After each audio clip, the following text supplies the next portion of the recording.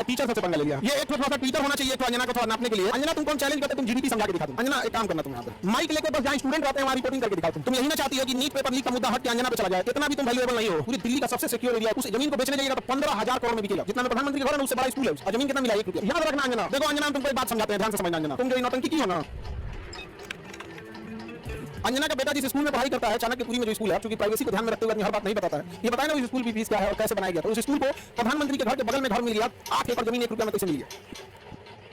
बताया अंजना कि तुम्हारा बच्चा जिस स्कूल में पढ़ाई करता है, प्रधानमंत्री के आवास से बड़ा बंगला है, जितना में प्रधानमंत्री के घर है उससे बड़ा स्कूल है, और जमीन कितना मिला? 1 रुपया में। बताओ, शिक्षा माफिया हम लोग ये लोग 1 रुपया में इन बच्चों को आज मौलाना मिला है। 1 रुपया का क्या वैल्यू? भिखारियों कुछ नहीं हो रहा है। उनको दिल्ली में चाणक्यपुरी, पूरी दिल्ली का सबसे सिक्योर एरिया चाणक्यपुरी, सारे राजदूत वहीं रहते हैं। अमेरिका का दूतावास, दुनिया का दूतावास चाणक्यपुरी, उसमें बीच में 8 एकड़ की जमीन, 8 एकड़ की जमीन। उस जमीन को बेचने जाइएगा तो 15,000 करोड़ में बिकेगा।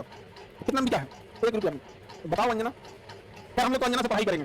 क्योंकि हम लोग टीचर पे 2 कौड़ी के हैं कि हम लोग, अच्छा हमको ये नहीं समझ में आता है कि जब ऐसे पत्रकार अगर घर जाते होंगे तो घर में पूछते होंगे लोग कि खाना खाई नहीं या आज भी तलवे चाट के आई हैं। अंजना ने गलत आदमी से पंगा ले लिया, टीचर से पंगा ले लिया। पंगा क्या? देखो अंजना, तुमको एक बात समझाते हैं, ध्यान से समझना अंजना।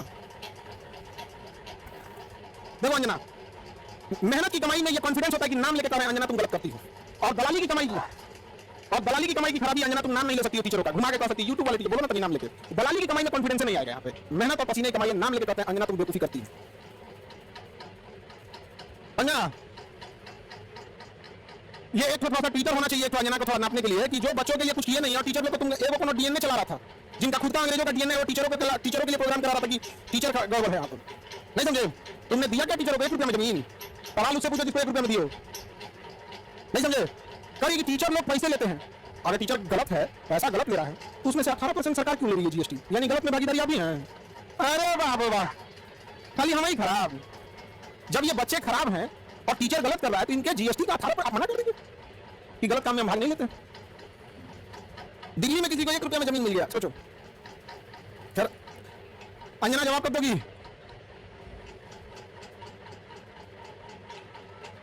देखना अंजना को एक बात बोलते हैं कि देखना, जब भी दलाली करोगी चेहरे से ना, जो एक वास्तविकता थी वो खत्म हो जाएगी। अपना कभी ध्यान से देखना, टेंशन हो गई हो।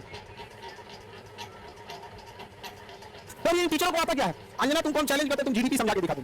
तुम अच्छा छोड़ो, हम टीचरों को कुछ नहीं आता, तुम अपने बच्चा को पढ़ाओ, तुम्हारा बच्चा फेल ना हो जाए तुमका नाम। तो वो वही नहीं रूबी का,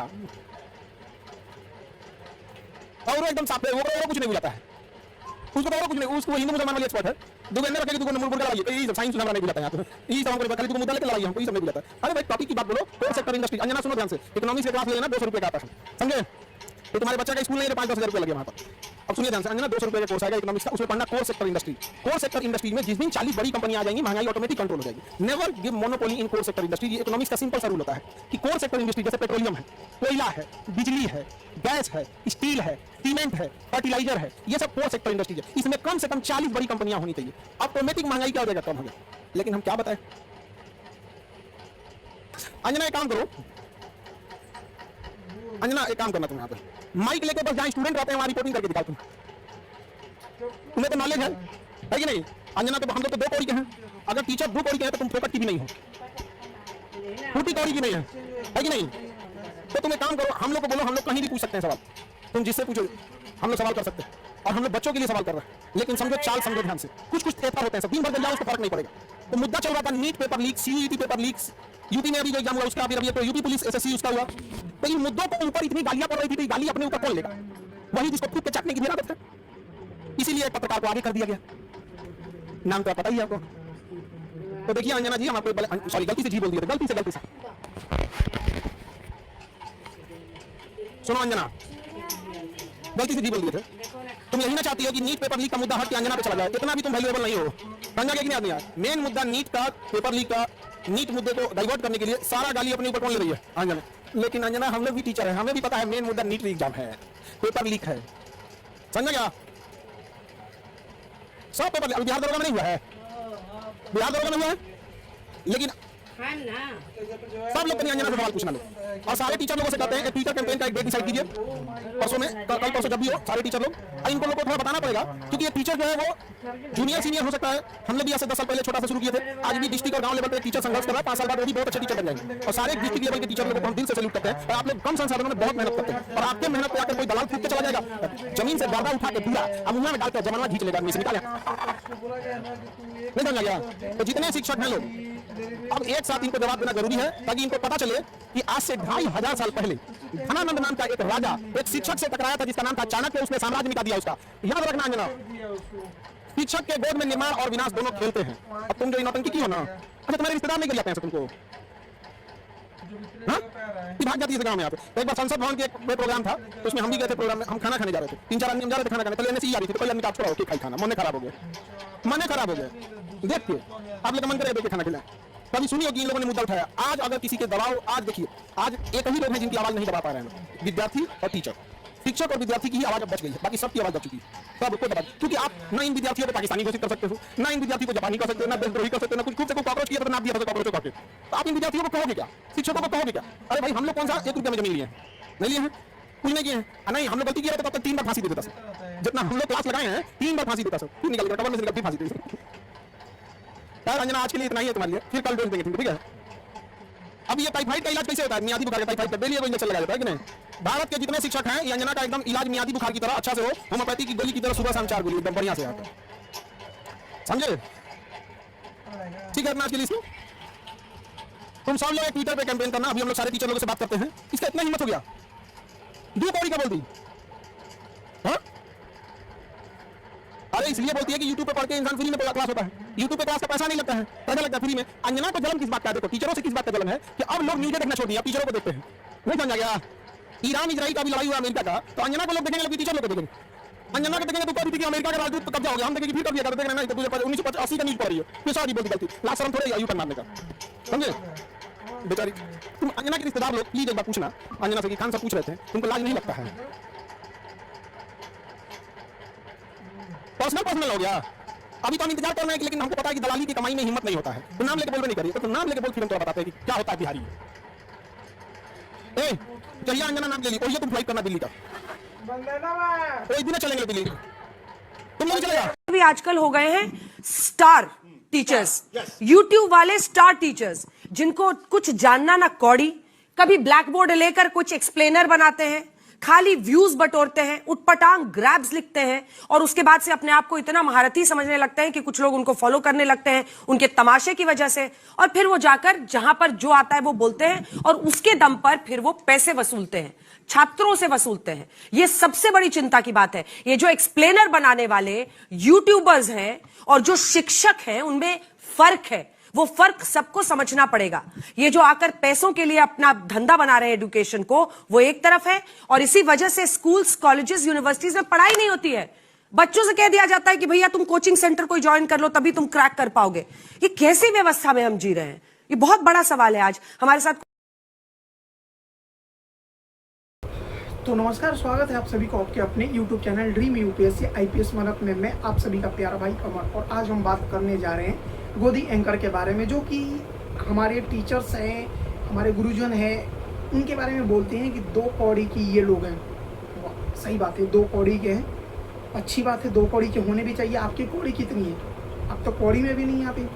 सेकेंड चीज़, इनकी चाटुकरता कभी ख़त्म नहीं हो सकती। 2014 से पहले ये जो सवाल सरकार से पूछते थे, क्या आज के टाइम में इनमें इतनी सी भी हिम्मत है जो सरकार से सवाल पूछ सकते हैं? नहीं, इनको बस सवाल यही पूछना है कि मेलोडी कितनी टेस्टी है, मेलोडी के फ़ायदे, झाड़ मूड़ी के फ़ायदे, वाह, इससे हमारा देश चलता है। और इन्हीं गोदी एंकर को अगर कोई 2 बात बोल दे, गरियाना स्टार्ट कर दे, तो क्या बोलेंगे कि ये नहीं, वो नहीं। अरे भैया पहले अपना स्टैंडर्ड तो देख लो, नहीं देखना होता तो वो भी बता दो कम से कम। मैं यूपीएससी एस्पिरेंट हूँ, मेरी एज 27 साल हो गई है, जो कि मेरा इस बार का एग्ज़ाम था, मैं नहीं दे पाया। रीज़न सिर्फ और सिर्फ कि मेरा एक्सीडेंट हुआ, जिस वजह से मेरे हाथ टूट गए। हाथ टूटने की वजह से मैं एग्ज़ाम्स नहीं दे पाया। इसके लिए मुझे खुद में दुख है, और पेपर इतना कठिन आया, बच्चे भी बोल रहे हैं, तो हो भी सकता है। और इसमें एक और चीज़, जो कि पेपर एक क्वेश्चन मुझे मैंने ध्यान से देखा, उसमें क्वेश्चन ठीक थे, उसका आंसर भी ठीक था, बट उसमें जो ऑप्शन दिए हैं ना भैया, वो ऑप्शन कम से कम मैं आप सभी के सामने ये स्क्रीन पे लगा दूंगा कि आप लोग देख लो क्या है। क्या मतलब भाई, उसका ऑप्शन तो कम से कम दे देते भैया। 4 ऑप्शन होते, 5 ऑप्शन दे दो कम से कम, सही ऑप्शन दो तो मारे क्या घंटा कमा रहे। उसके बाद ये लोग हालत बोलते हैं। उसके बाद इनके जितने भी एग्ज़ाम्स हैं 14 या मेरे ख्याल से जब से 2014 से मोदी जी आए उसके बाद 70 से 80 पेपर्स ऐसे हैं जो लीक हो चुके हैं। आज के टाइम में हर एक दूसरा तीसरा पेपर यूपीएससी को अगर पेपर छोड़ दिया जाए तो हर एक इनका पेपर कहीं ना कहीं लीक होता है। चाहे बिहार दरोगा हो जाए, बिहार पुलिस हो जाए, यूपी पुलिस हो जाए, यूपी आरओ हो जाए, एआरओ हो जाए, या एमपी पटवारी हो जाए, या फिर जेपीएससी हो जाए, इनका ऐसा कोई सा पेपर नहीं है जो लीक नहीं हो सकता। और लीक होने का सबसे आसान तरीका है, गोदी मीडिया अपने सरकार को चाटते हुए आराम से बताती जाएगी कि पापा आप टेंशन ना लो, हम संभाल लेंगे, हम इन लोगों को संभाल लेंगे। और उधर से पापा भी इनके बोलते हैं बेटा जब तुम हो तो हमें क्या बात का टेंशन, आप आराम से संभालो। मैं एक ही सवाल पूछना चाहता हूँ धर्मेंद्र प्रधान जी से, एजुकेशन मिनिस्टर से, कि भैया अगर नेट का पेपर लीक हुआ, एसएससी जीडी पेपर लीक हुआ, या बहुत सारे ऐसे कोई ऐसा पेपर नहीं है जो लीक नहीं हो पा रहा है, तो साफ सीधी एक बात दे दो ना भैया कि आप जवाब क्यों नहीं देते। बोलते हो कि पेपर लीक नहीं होता, भैया सीबीएसई तक के आपसे पेपर संभाले नहीं जा रहे हो। वो बच्चे जो 12th में होते हैं वो क्या मोटिवेशन लाएंगे अपने अंदर, क्या यही कि हम चलो पेपर दिए, पेपर फेल हो गए। अरे भैया पेपर आप बच्चे फेल नहीं हुए हो, पेपर ये लोग जानबूझ करके फेल कराते हैं ताकि इनको पैसा मिले। अगर नहीं होता तो ये लोग कभी पेपर कोई सा भी फेल नहीं करा सकते। आज मुझे पता है कि अगर मैं ये आज हॉस्पिटल में गया, मेरा एक्सीडेंट हुआ, रियलिटी में आप लोगों को बात बता रहा हूँ, दूसरे वीडियो बनाए या ना बनाए, या चाहे जो करे या सह नहीं करे, पर आप लोगों को भी लगता होगा कि शायद ये मैं ऐसी झूठ मूठ का नाटक पहन रखा हूँ, तो आप सभी के सामने मैं दिखा भी सकता हूँ। और प्लस में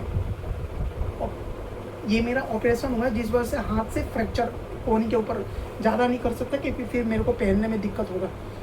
और मैं आप सभी को इसका बिल भी होगा ना तो मैं लगा सकता हूँ। सरकारी हॉस्पिटल में मैं गया रात को 2 बजे, मेरा एक्सीडेंट 1 बजे के करीब हुआ था, और सरकारी हॉस्पिटल पहुँचते पहुँचते मेरे को करीबन 3 बज के, क्योंकि पहले एक हॉस्पिटल में गया, वहाँ कोई इलाज नहीं, कोई कुछ नहीं किया। सतगुरु और शायद हॉस्पिटल था या मुझे एग्जैक्ट याद नहीं है, Guru Nanak hospital I think ऐसे ही कुछ था जो सरकारी हॉस्पिटल है, वहाँ कुछ इलाज नहीं हुआ मेरा।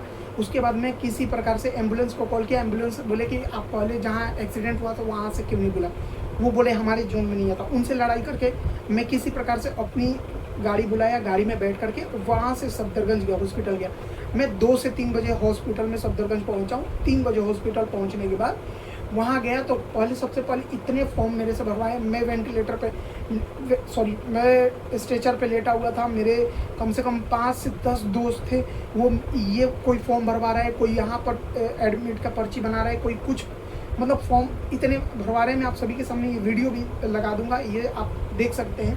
पर इसका एक ही सोल्यूशन नहीं है ना यार, कि इंसान कॉकरोच की चरिया आए, कॉकरोच की चरिया चला जाए। सिर्फ और सिर्फ किसकी नाकामयाबी है? ये सिर्फ और सिर्फ सरकार की नाकामयाबी। अगर नहीं होता तो आज देश में इतने बेरोजगार नहीं होते, इतने लोगों के ऊपर महंगाई नहीं होती। अरे भैया ठीक है, सब चीज़ आता है। जिस टाइम महंगाई थी उस टाइम आप लोग कौन से कंट्रोल कर पाए?